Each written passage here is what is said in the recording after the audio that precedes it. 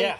Tropical Depression 2 is going to move away from us. Exactly. Tracking away could strengthen up to a storm, but again, moving away, which is good news. So we got the best beneficial portions of this without a landfall in an area of the state that was extremely dry, the hardest hit area in terms of the drought. So kind of worked out pretty perfectly. Needed a little bit of that wet weather. Yeah, we really did. We didn't want to give up a weekend, but or at least a beach weekend. We haven't had to give up the whole weekend. We haven't had to give it up. I'm saying keep looking out the window and it's sunny, then it's dark. Yeah, folks in Sebring and Wauchula and whatever are probably like, what's this guy talking about? Every now and again we see the sun. It's okay. Exactly. But in our little part of the world over here, it is not a nice weekend. All right, let's check it out.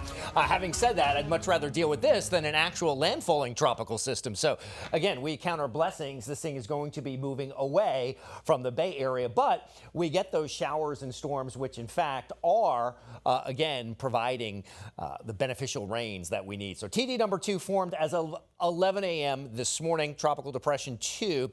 We do have some tropical storm watches, which are up in through portions of the Panhandle into Alabama. And then there's the track for TD2 over the next few days, moving in towards Louisiana, moving into Texas, really kind of skimming across the northern Gulf.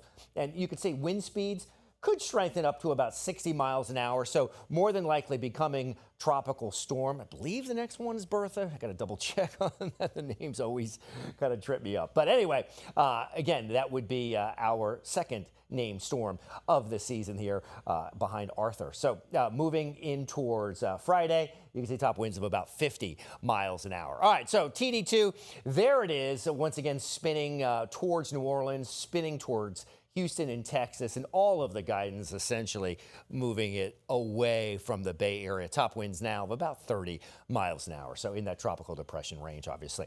All right, so showers and storms firing up here. Once again, moving a little further to the north as we head in towards 6 o'clock. Watch what happens. Those winds are still ripping out of the south.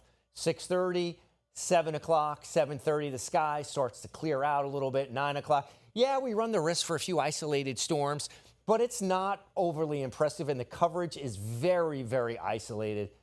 And then by 1 in the morning, 1:30, 2 o'clock, really kind of calms down. Then tomorrow morning, 6 a.m., still pretty calm and quiet. However, then by, 10 a.m., here we go. Another round of rain in place, showers and storms in towards midday, and then it kind of flattens out. Tomorrow afternoon, still dealing with that southerly wind though. So satellite and radar shot, this is the cold front that helped bring all the severe weather to the northeast yesterday. We're dealing with what could become Bertha down in the Gulf. It is down in the Gulf, obviously, if it's affecting us. But it's TD2 right now, Tropical Depression 2.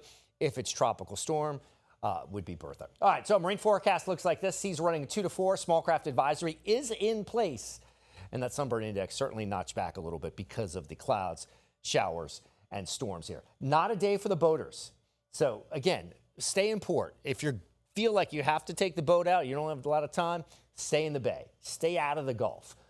Maybe the intercoastal at best, wind gusts over 30 miles an hour, small craft advisory in place. Kind of nasty out on the water. So again, I would skip it. Temperatures, it's a tale of, well, those up against the coast in Pinellas County and in Pasco County, where we're in the upper 70s still. That gives you an idea of just how cloudy and sort of dreary things are. Whereas you make your way even to Tampa at 87, Brandon at 87. So it's not that far from Clearwater to Tampa, and there's almost a 10-degree temperature difference as the cloud deck is keeping things much cooler right up against the coast. Sebring at 84, Winter Haven 88. So you make your way towards Orlando, you head down I-4, probably watch the temperature gauge on your car. If you were driving on I-4 from Tampa on over to Winter Haven, you'd see a little bit of a difference, especially towards Clearwater as well. All right, let's get a look at that 7-day forecast. Here we go. Weather impact alert still up for portions of tomorrow. I think we're going to scale that back pretty significantly. And then the risk for some showers and storms continues as we move into Wednesday and Thursday, where highs will climb into the 90s. And what by then, Tropical Storm Bertha will track towards Texas. That is a look at your weather. Jenny.